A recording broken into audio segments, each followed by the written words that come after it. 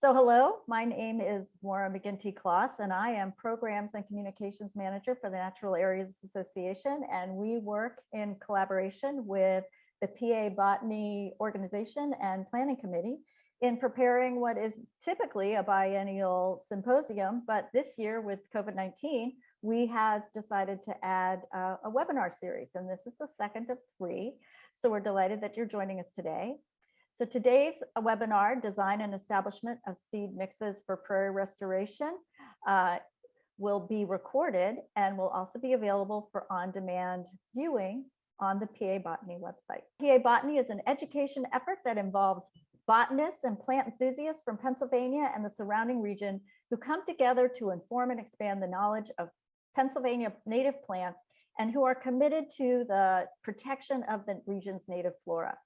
This organization was established in 2012, and PA Botany has hosted a convening of both amateur and professional botanists biennially in the form of the PA Botany Symposium and annually in the form of field workshops over those course of those years. And this has been done in order to advance the knowledge and appreciation and conservation of our region's native plant heritage. So PA Botany comes to you because of the hard work of many volunteers. So here's just a listing of those people. They're passionate and dedicated, and some of them have worked together to better understand and conserve Pennsylvania's flora for decades. Without their commitment to this initiative, this programming would not be possible. So on behalf of all of us, thank you everyone who serves on this committee. So as I mentioned, this is a webinar series. This is the second of 3. If you missed the first one, it is available on demand on the PA Botany website at www.pabotany.org. And that one is entitled Implications of Climate Change for Invasive Species. And it was presented by Dr. Bethany Bradley. It's really interesting, so I highly recommend it. And then in October, we will have Small and Surrounded, how population size and land use can influence patterns of reproduction in a native plant across remnant serpentine barren grasslands of southeastern Pennsylvania. And that's on October 7th. It will be presented by Rachel Spigler, PhD. We also would like for you to save the date. We will be holding a virtual symposium on November 6th, or a little mini symposium really, November 6th, 2021. It will feature a student poster event and other inspiring program that those of you who have been frequented the PA Botany Symposium have come to know and love. And we are planning, and it's looking pretty good as we're going so far, but I guess you never know these days, for live symposium November 4 and 5, 2022. So save the date. And we are very fortunate in that Ernst Seeds has sponsored this programming so that we can make it available to as many people as possible without having to charge a fee. So thank you, Ernst Seeds. And I hope that you will show your appreciation by checking out their website. As I mentioned earlier, I'm with the Natural Areas Association, and PA Botany is produced in collaboration with the NAA, and we are a national nonprofit membership organization dedicated to the support and advancement of natural areas professionals who protect biodiversity through science-based conservation, stewardship, and advocacy. But primarily, we're a community of land management professionals who support each other, share good science, and just, pick each other up when needed. So while the NAA does also offer some webinars, and I just wanted to share those with you, on July 20, Protecting Rare and At-Risk Species, Tools to Collect Meaningful Data with Limited Resources is being offered. And this is based on 2 articles that appeared in the Natural Areas Journal, our peer-reviewed quarterly journal. And they've come together to talk about ways that you can assess and gather data in a way that doesn't cost a lot of money. And then we have another article from the Natural Areas Journal. This is a priority species list to restore desert tortoise and pollinator habitats in the Mojave Desert and shrublands. So please check us out at naturalareas.org if you'd like to know more. So now I want to get to the purpose for our webinar, the reason we're gathered today, and talk about our speaker. So our speaker today is Dr. Rebecca Barak, and she's a conservation scientist at the Chicago Botanic Garden and she's a faculty in the Joint Graduate Program in Plant Biology and Conservation at Northwestern University and Chicago Botanic Garden. Becky studies biodiversity and restoration in the tall grass prairie with a focus on seed and seedling biology and seed mix design. Prior to her current position, Becky was the David H. Smith Conservation Fellow, where she studied restoration decision-making from a social science perspective. She is a lead co-founder with Plant Love Stories, which is www.plantlovestories.com, a project that shares stories about the plants that impact our lives. So at this point, I'm going to go ahead and ask Becky to join us. Hi, everyone. Let's see.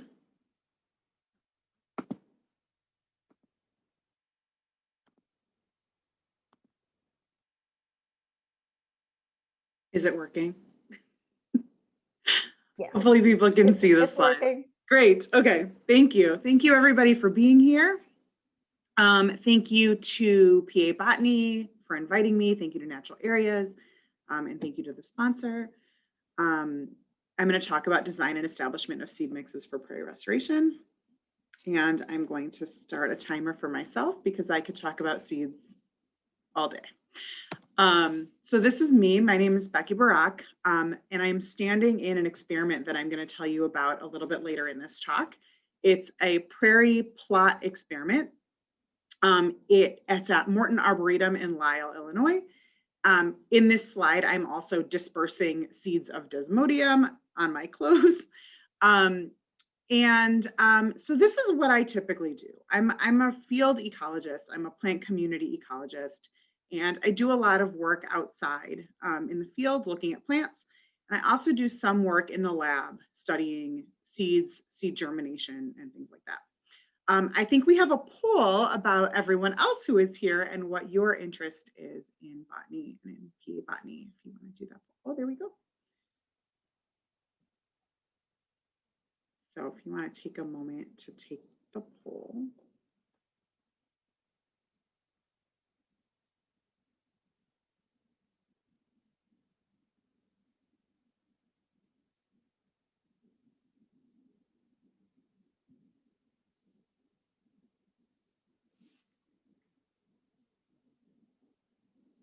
I don't know if I should wait. I can't go.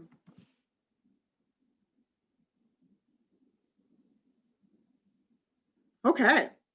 So lots of interest in native plant conservation. So I hope that you, and plant identification. So I hope that you will find something helpful from this talk. Okay. So I'm going to talk about the tallgrass prairie, the Midwestern tallgrass prairie. And some of you may know that the prairie is a really unique and special habitat, and it's also a really endangered habitat. So I live in Illinois, and in the state of Illinois was once 60% covered by tallgrass prairie.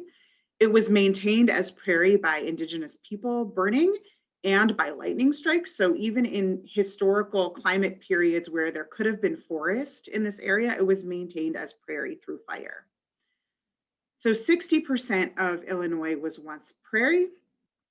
And now we fight about whether there's 0.1% or 0.01% of the original prairie extent remaining. So a lot of the prairie was lost. And thankfully, we have prairie restoration to try to bring back some of that acreage that was lost.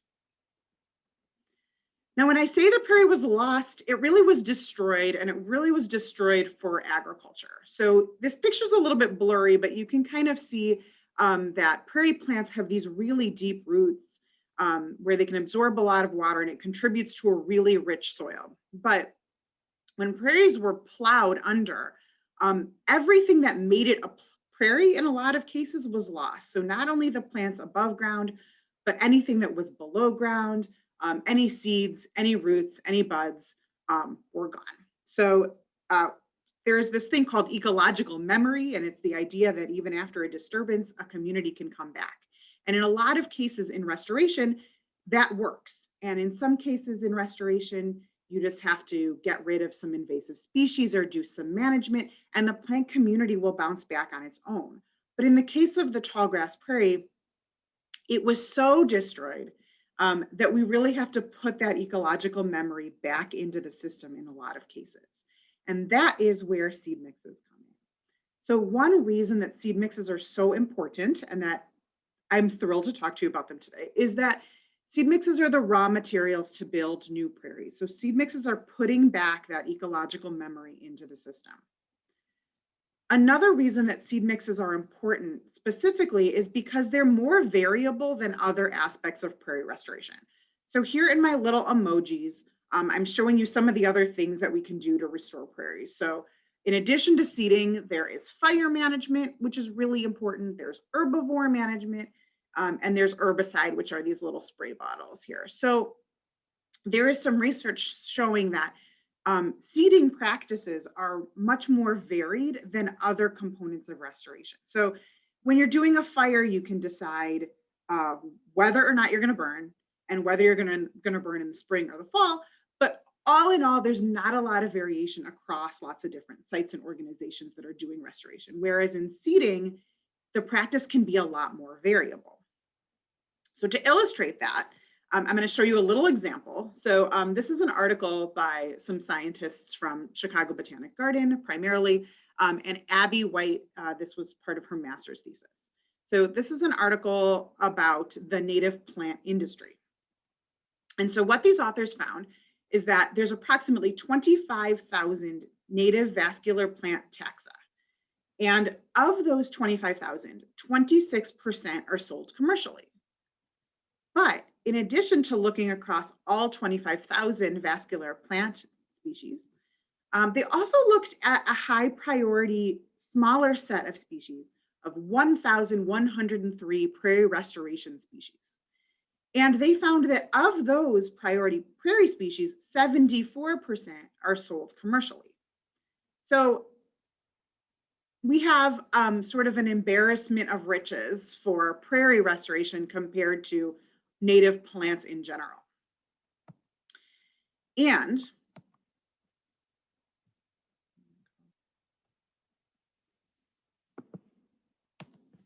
okay, hold on. Now we're going to do a little bit of math. So 74% of 1,103 or 13 is 816 prairie species. There are at least 816 prairie species available for restoration, but we know there's really more because people collect species from the wild with permission. They trade species with one another. Some of them grow prairie plants in nurseries on site. So we're going to say 816 available prairie species, but that's definitely an underestimate. So on average, managers use about 70 species when they restore a prairie. That's data from the survey that I'm going to talk about in a little bit. And if you do some math of N choose K, where if you have 70 species and you have a pool of 816, you have 2.6 times 10 to the 102nd possible seed mixes. And that doesn't account for differences in species weights in your seed mixes. So when you account for the fact that you might have a little bit of this species and a lot of this species, there's essentially an infinite number of different ways that you can combine these species into seed mixes. So seed mixes are really important because they're the raw materials for prairie communities. And they're also really important because there are so many choices to make. So there are a lot of decisions involved in designing and planting seed mixes. So I didn't even talk about the planting decisions, but after designing those seed mixes of 10 to the 102nd power different combinations, managers can decide when they're going to seed them and how they're going to seed them and what the methodology is, and if they're going to come back in year 3 to reseed species that didn't establish and things like that. There are lots of decisions involved in designing and planting seed mixes. And a lot of restoration researchers like me study the results of these decisions, but we don't know a lot about how the decisions themselves get made. So I had this question of, how do managers design seed mixes for restoration? Like I showed you that picture of myself in the field, so I'm not a social scientist, I'm a plant community ecologist, and I needed help if I was going to ask this question. So I worked with Zhao Ma, who is a natural resource social scientist at Purdue University. And she was my sort of social science mentor to be able to do this project. And I also worked with Lars Brodvig from Michigan State and Kay Havens from Chicago Botanic Garden to do this research. And in order to find out how do managers design seed mixes for restoration, how do they make these choices? We did a couple of things. So we did semi-structured interviews. So I actually sat down and interviewed 15 land managers for about an hour each about their seed mix design process. I also actually did a focus group at the Natural Areas Conference when it was in Indiana a couple of years ago. And then we used the information from those two things to build an online survey. And we focused on prairie restoration managers that design seed mixes for restoration from 7 Midwest Great Lakes states.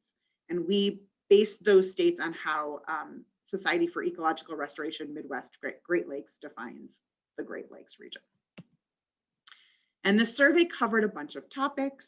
I don't have time to talk about all of these results, but it was pretty interesting, and I'm happy to answer questions that people may have about it.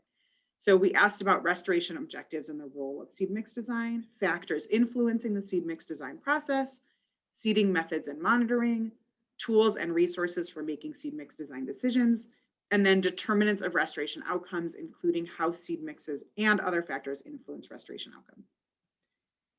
To get the survey out, we went through professional societies, including Chicago Wilderness, the attendance of a Prairie conference that was in Illinois, the SER Midwest Great Lakes, and the Natural Areas Association pulled from the states of interest. We also had other communication, which is that I tweeted about it, and also that we reached out to managers that we knew personally to try and get the survey out there. I had a goal of having 100 land managers take the survey, and we actually ended up with more than that. So we have 134 completed surveys that I'm going to be reporting on. So I'm going to tell you a little bit about the restoration objectives piece. So in particular, we asked managers, what is the most important restoration objective when you are doing a restoration? And then I have some questions. I don't know if this will work, and I don't know if I can actually see the chat. I don't think I can. Maybe I can. But for those participating, if you would like to share, what do you think? So if you could predict what these restoration land managers are going to say as their most important restoration objective, or if you work in restoration, what is your most important restoration objective? And if you want to take a moment, if you have a thought about that, if you would like to share it in the chat, or if you would just like to think to yourself about, again, your most important restoration objective, or what you thought the Prairie people's most important restoration objective was.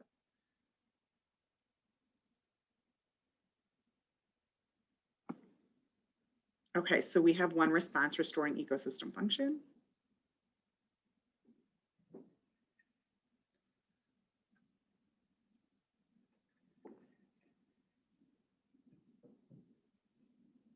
Increasing biodiversity. Thank you, Jessica, for participating.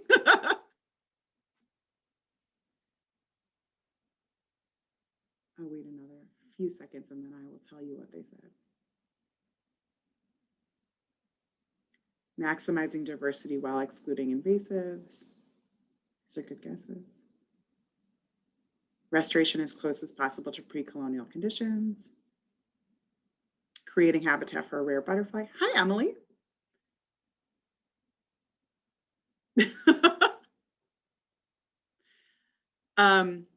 Okay, so I'm going to tell you, thank you for participating. If I can get this to work. Okay, so in this survey, and we asked the most important restoration outcome or objective for restorations in general, and then for seed mix design in particular. And there is some research out there that people cannot interpret pie charts. So when I talk about this, I just show half a pie chart showing that about half of the respondents said that biodiversity was their most important restoration objective. And that was 43% of respondents said that biodiversity was their most important objective for restoration in general, and 51% said that it was their most important restoration objective for seed mix design in particular. Now, we also asked about a series of restoration objectives, and managers could respond on a scale of of more to less important. And 95% of respondents said biodiversity goals were important or very important. And I'm going to show you, so this is a figure that asks how important are the following objectives to your restoration projects in general. Here is the list of options that we gave, and those were again based on the interviews and the focus group. And then this is the percentage of people who rated it as important or very important. So in fact, a lot of the things that you were mentioning in the chat, such as habitat for pollinators, increasing the area of the prairie ecosystem, similarity to currently existing remnant habitats, things like that, were all on here. And so that was restoration projects in general. And here is the same series, but how important are the following objectives to seed mix design process? So this is specifically for seed mixes. And for seed mixes, the goals were biodiversity goals, habitat for pollinators, and then similarity of restored habitat to currently existing remnants, and resilience to future change, which is sort of interesting. Similar to what we have now, but also resilient to change. Now, there's a lot of different ways we can define biodiversity, and some people were sort of already getting at this in the chat. So if I walk out to a prairie, this is Dixon Prairie at the Chicago Botanic Garden, and I start looking around me and I want to categorize the biodiversity of this prairie, there's a lot of different ways that I can do it. Even if I'm just focused on the plant biodiversity, there's a lot of different ways that I can kind of think about it. So I have one other question for you in the chat, which is, when you hear biodiversity as a restoration goal, what are you thinking about? Or how do you think we're going to measure, or you would measure, biodiversity? The chat does not show up for me. Only sometimes. There we go. So if anybody has comments on how you'd measure biodiversity or what you think of when you think of biodiversity in a restoration context.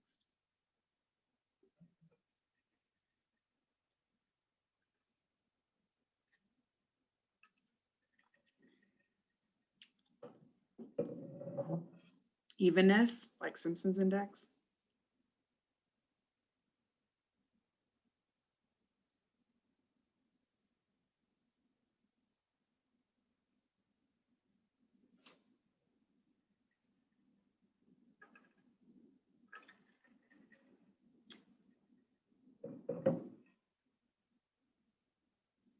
Functional group diversity. Florist equality index. So these are all things that were included in the interview and in the focus group as types of diversity that managers care about. So thank you again for those of you that are typing. Oh, from bacteria, fungi to soil invertebrates that need certain plants to reproduce, birds that eat specific invertebrates, having food sources for migratory species. Yeah, so this is illustrating we have a lot of different ways that we can think about biodiversity.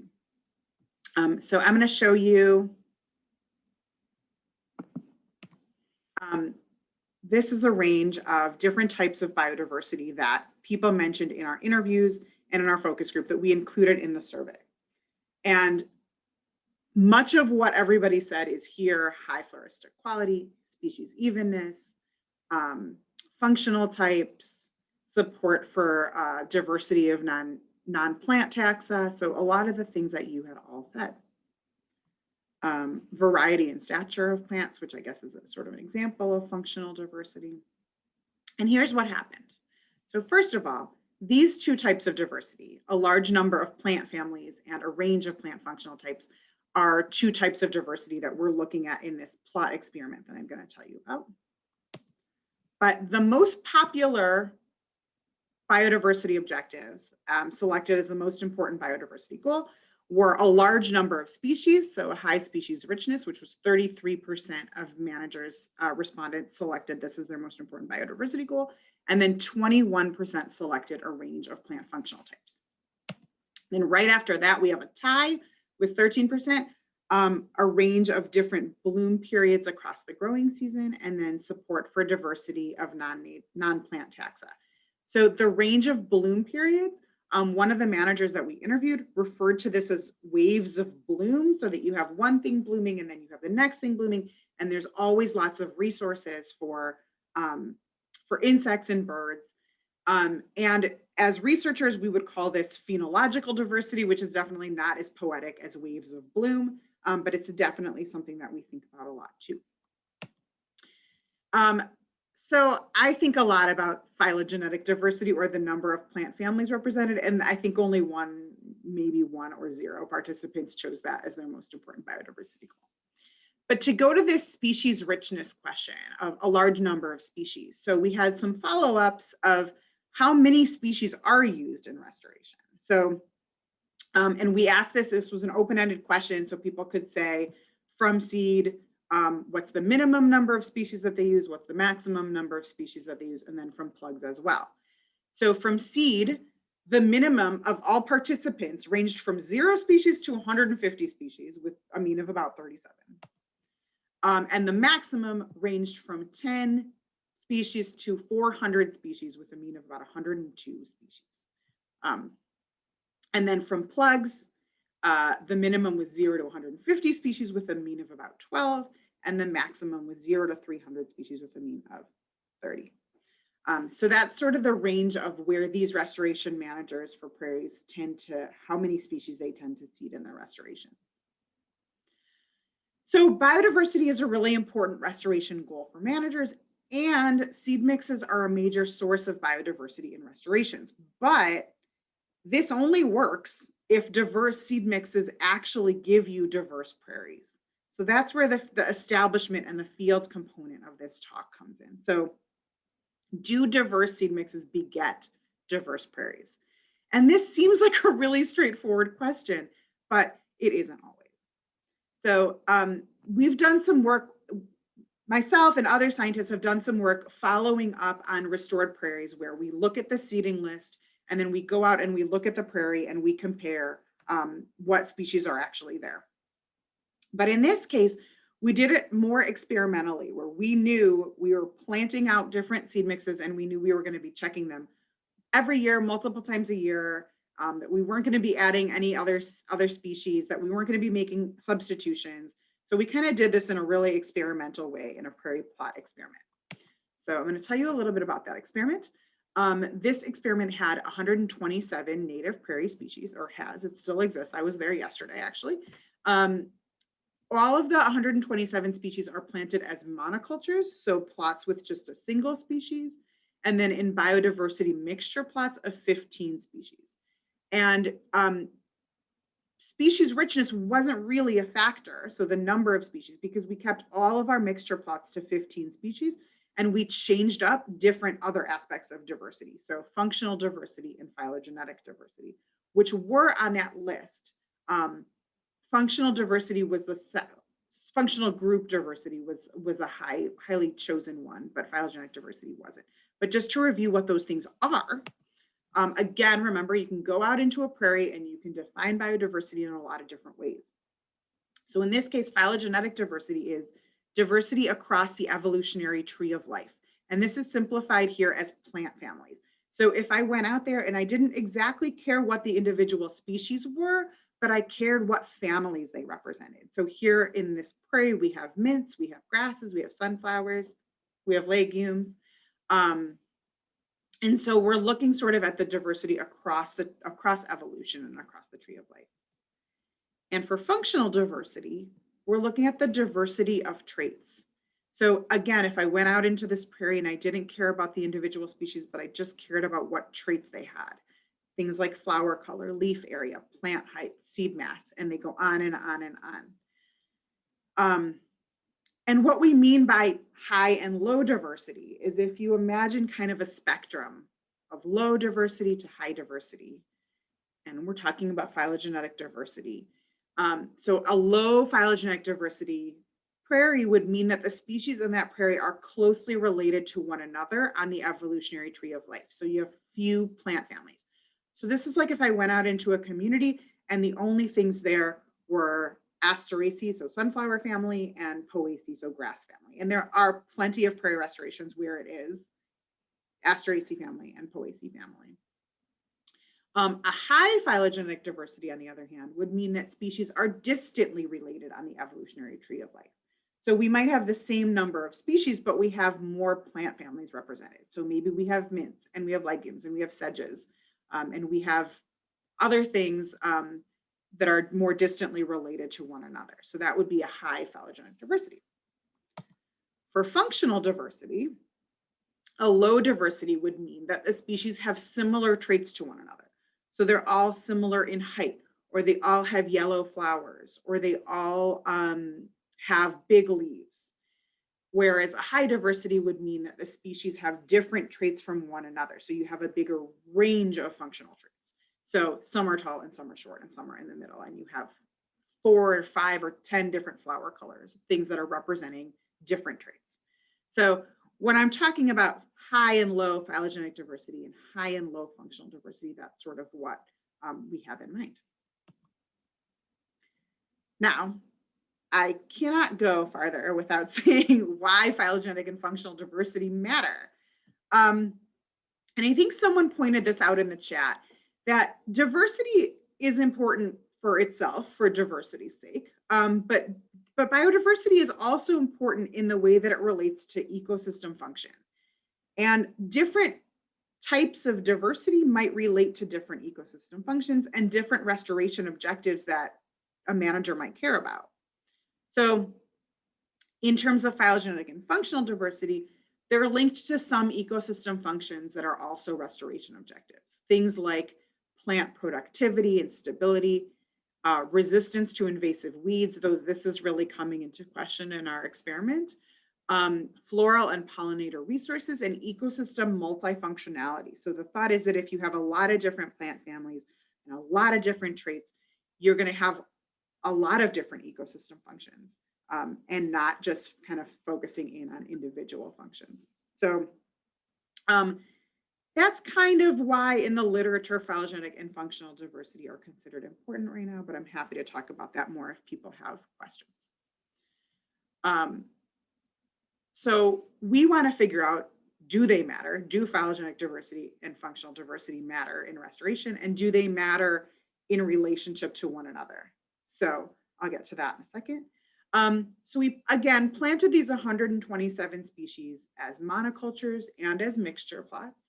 And we planted all of the mixture plots as seeds and as plugs.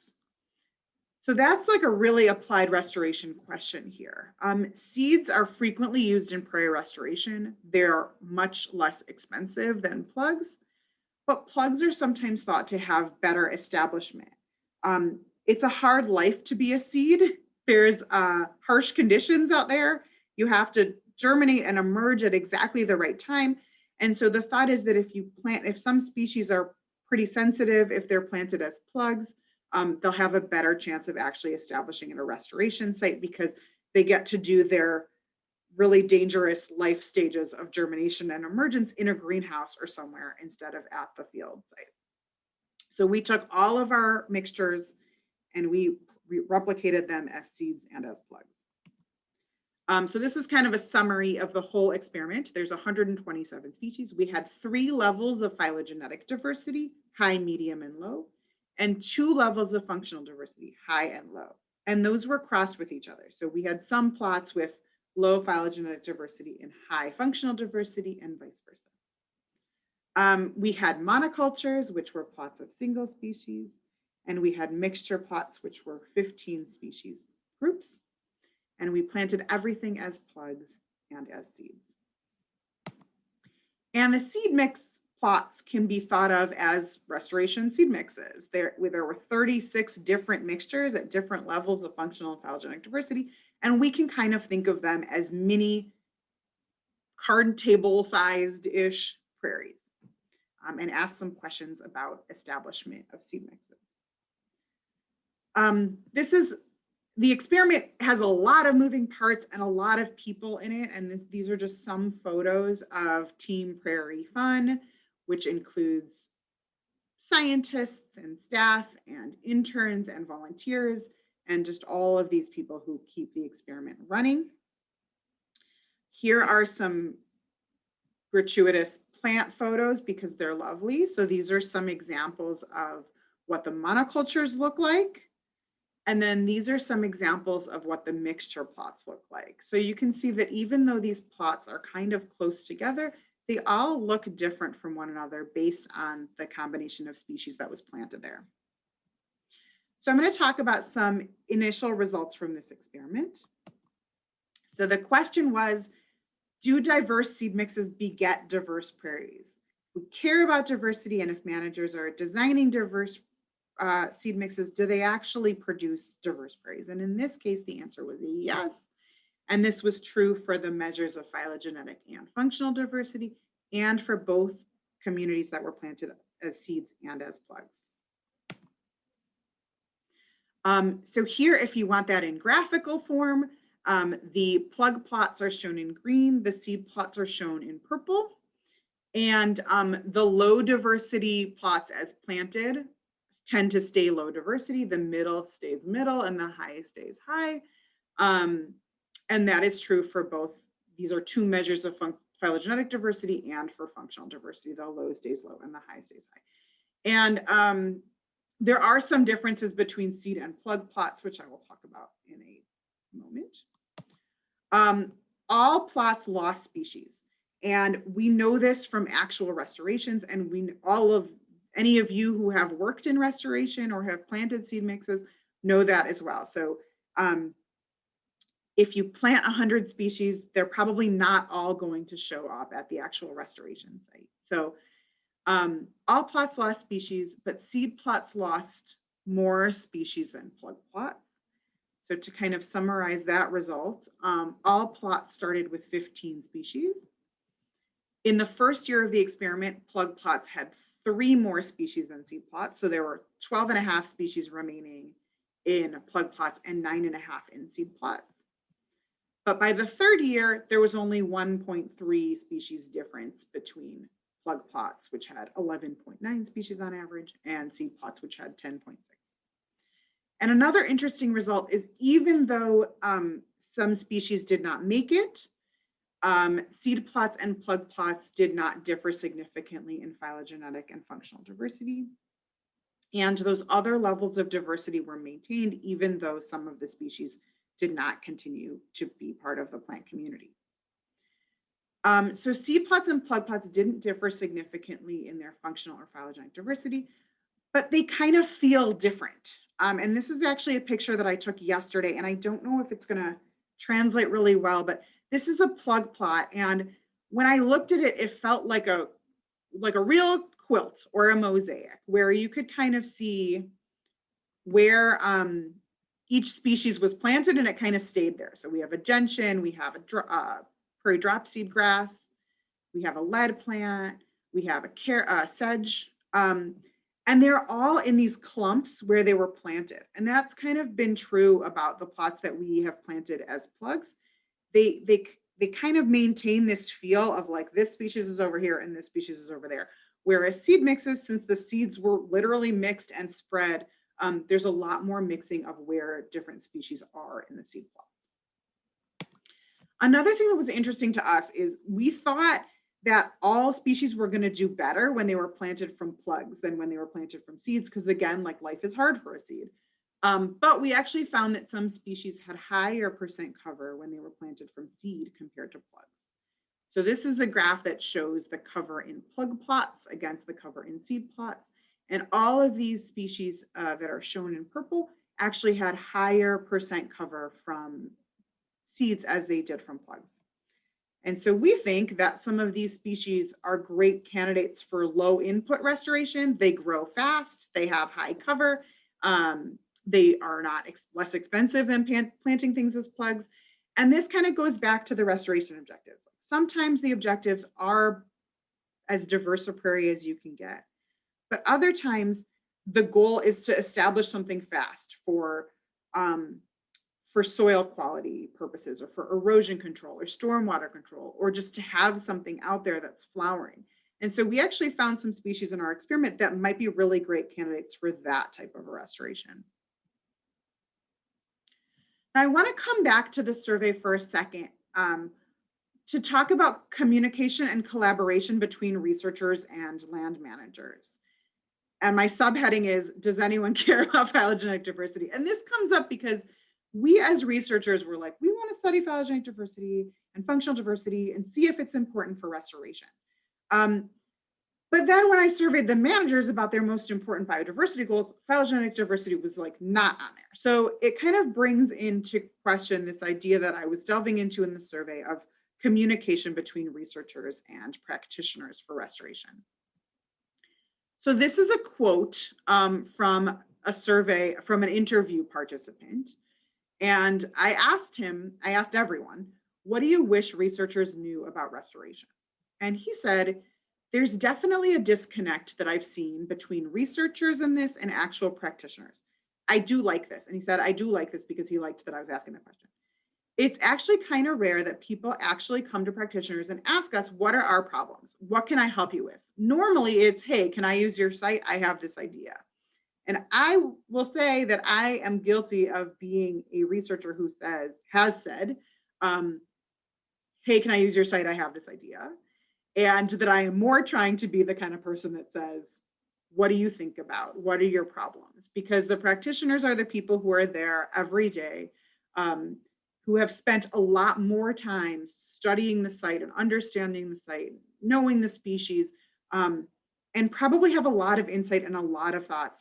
And collaborating at that early stage, I think, can be really helpful for making sure that the research is actually applied. Because I think a lot of researchers, and I will speak for myself too in this, want to do work that is applied, but only sort of do. And so we have these opportunities to try and make sure that our work actually is applied. And so I took some quotes from the interviews and I put them in the survey. And these are quotes about research. So just for interest's sake, these are some quotes, and then managers could decide whether they agreed or disagreed or slightly agreed with these statements. So the first quote is, restoration research takes years and nobody wants to do a 10-year research project. We need more long-term research. So 78% of respondents agreed or strongly agreed with that. Another quote was, results from restoration research aren't adequately shared with restoration practitioners. 50% agreed with that. Restoration research does not consider the financial aspect enough. 46% agreed with that. And then restoration researchers do not usually ask land managers what their research priorities are. 40% agreed with that, or strongly agreed. So to kind of summarize everything I've talked to about thus far, and again, happy to answer any questions or any follow-ups. Biodiversity is very important to restoration land managers. There are lots of ways to define and measure biodiversity, and different measures of diversity are related to different restoration goals. Different seed mix, diverse seed mixes beget diverse prairies. That's good news. And early and ongoing collaboration between researchers and land managers is key for doing research that is truly applied. I'm going to take one moment to talk about another project that I'm involved with that was in the introduction, and this is Plant Love Stories. I have a clip of, it's not a clip, it's whatever it's called, screenshot of Chris Martin's Plant Love Story. So he's involved with PA Botany, and he wrote a plant love story about a tulip tree at his parents' house. So Plant Love Stories is a project where we collect and share stories about the important plants in our lives. You can find us online at plantlovestories.com. We also are on Twitter at Plant Love Story, and you can find us on Instagram and Facebook as well, but it's not as active there. And everybody is welcome to write and share their plant love story. We believe that everybody has a plant love story, even if they don't think they have a plant love story.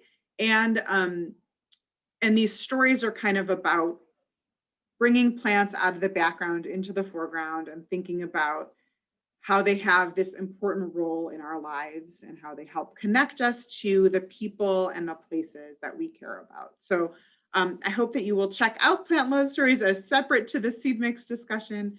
And if you have a plant love story that you would like to share, I strongly encourage you to do that. We have a submissions link on our page. And thank you to everyone for being here. Thank you to PA Botany for inviting me. Thank you to all the managers that participated in the interviews and the surveys. The survey was really long, and I'm very thankful to everyone that took it. Society for Ecological Restoration Midwest Great Lakes, Natural Areas Association, the Prairie Conference, and Chicago Wilderness. Thank you for distributing the survey. And then to the amazing staff and volunteers of Team Prairie Fun. And thank you again to all of you who are here. And I'm happy to take any questions that people have. Well, thank you, Becky. That was really, really interesting. We do have a couple of questions, observations, so I'll start off. And those of you, if you haven't had a chance to enter a question into chat, I will continue monitoring that. So we'll ask as many questions as we can. So this question is, at some point, if there's time, I would love to hear your thoughts on seed provenance. There are lots of methods and lots of ideas about those methods. And as an evolutionary biologist, I've always been surprised by how a little bit of knowledge seems to lead some land managers to think that everything is locally adapted, despite a lack of evidence to support that. And this is in quotes, I study plasticity and many plants do their best in their own regions, but that seeds sourced from elsewhere often outperform local sources, which isn't surprising when you consider the success of invasive species. Okay, should I stop screen sharing? No, you can keep it. Go ahead. Okay. Thank you for the question. Seed provenancing is a huge, huge question that I did not touch on at all in this talk, but I'm actually giving a virtual talk at the Society for Ecological Restoration on Monday, I think. It's pre-recorded, but it's about seed provenancing and seed provenancing strategies. So I would agree with a lot of what this person said. That there is a pretty pervasive belief that that local seed is best.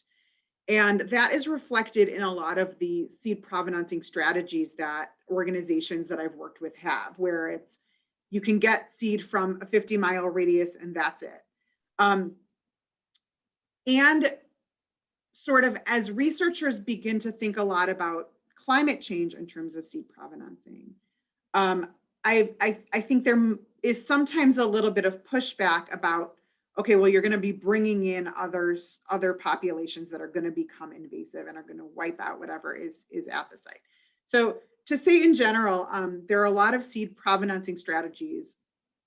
Seed provenancing is just where you are getting the seeds from. So there are a lot of seed provenancing strategies where the idea is not that local seed is best, but that increasing genetic diversity is good. And so taking seeds from multiple different populations and bringing them to the restoration site. And then there are some provenancing strategies that focus on climate change, where you are taking seed from populations that are more similar to what your site will be in the future, or probably already is currently, but we might not be paying that close of attention. So I think that there is a lot of great research on seed provenancing. And I think this is one of the cases where the collaboration between researchers and land managers is really important, because I think there is a lot of apprehension that, you know, researchers are saying this thing, but it's going to ruin what we have in our natural community. So I think that that communication is a really important piece. I think managers do think about provenancing a lot, but I do think that they also think about the local is best philosophy a lot in general. Okay. Yeah. All right, thank you. So a second question is, I'm interested in this from a horticultural point of view. When you planted the plugs, how many of each species did you plant together? And was the seed mix as pretty as the plug groupings? That is a great question.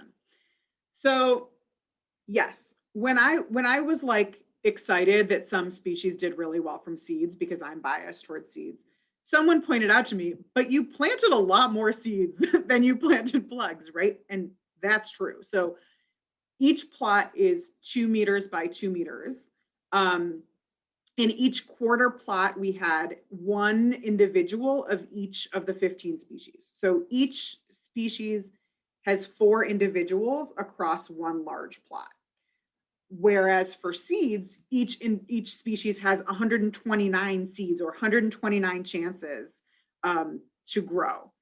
So it's sort of biased because there's a lot more seeds, but also only like 3% of seeds usually turn into a mature plant in general. So there's that sort of happened. Seed plots are pretty in a different way, I would say. There is a lot more mixing happening. You have a lot more of like a naturalistic feel when you go to a seed plot. Whereas in a plug plot, it's still very checkerboard, like this species is over here and this species is over here. And that's changing for some species as they're moving around the plots, but you really see the like legacy of where they were planted. It's a very gardeny look.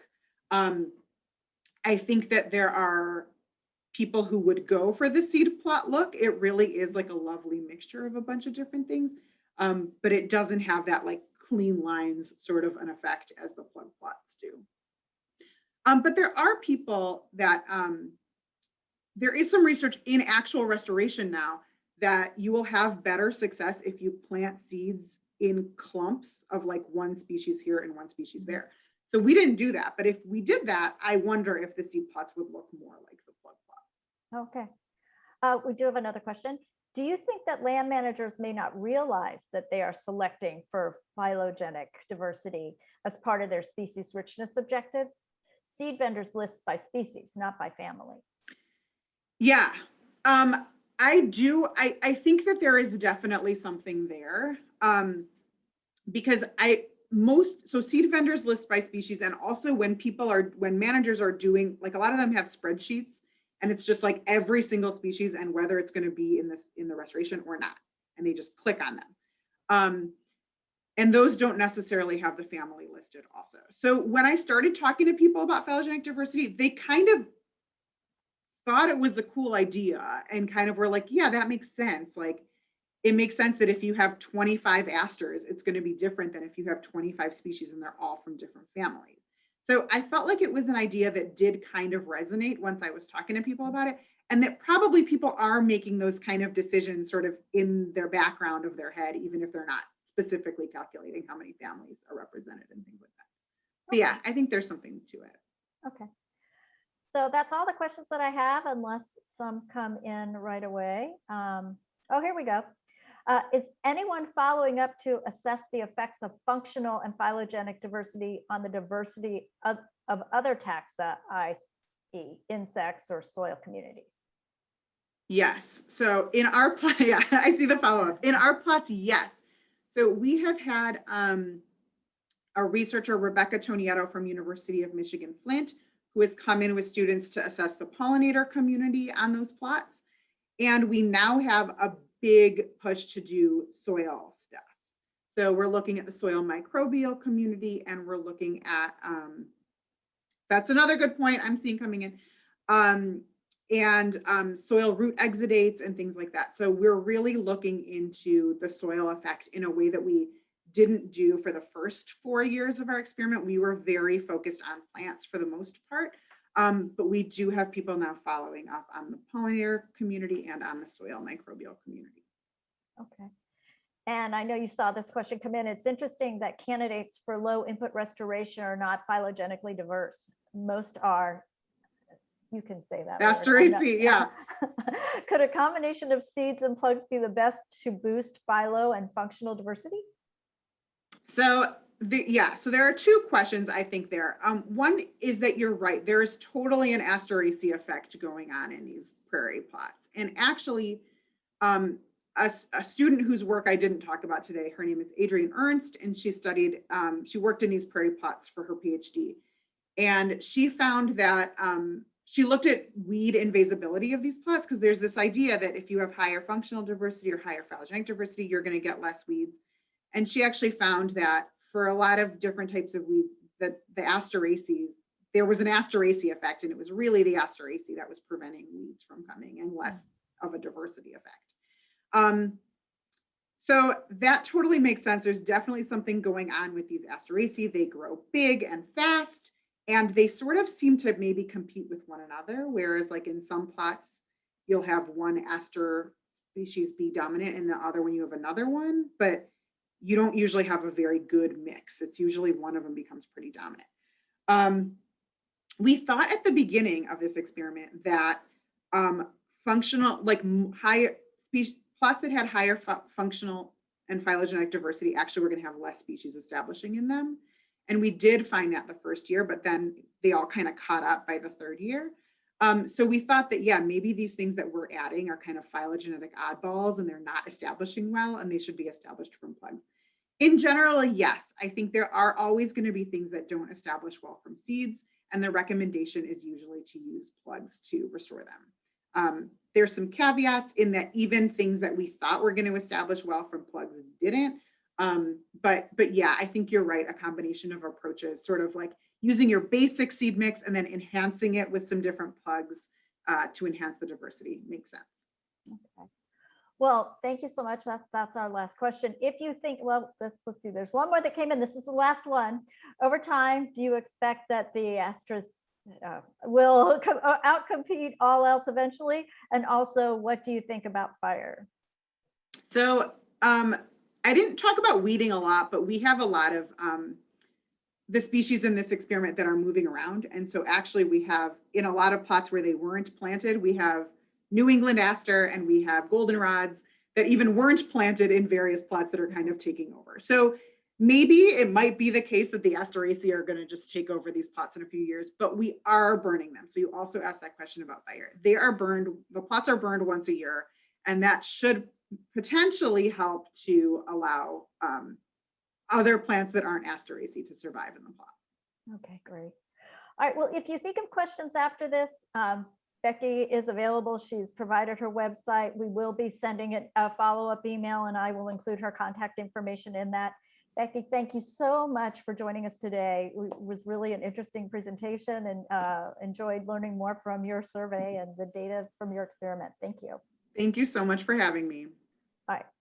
Take care, everybody, and we'll see you next time. Bye-bye.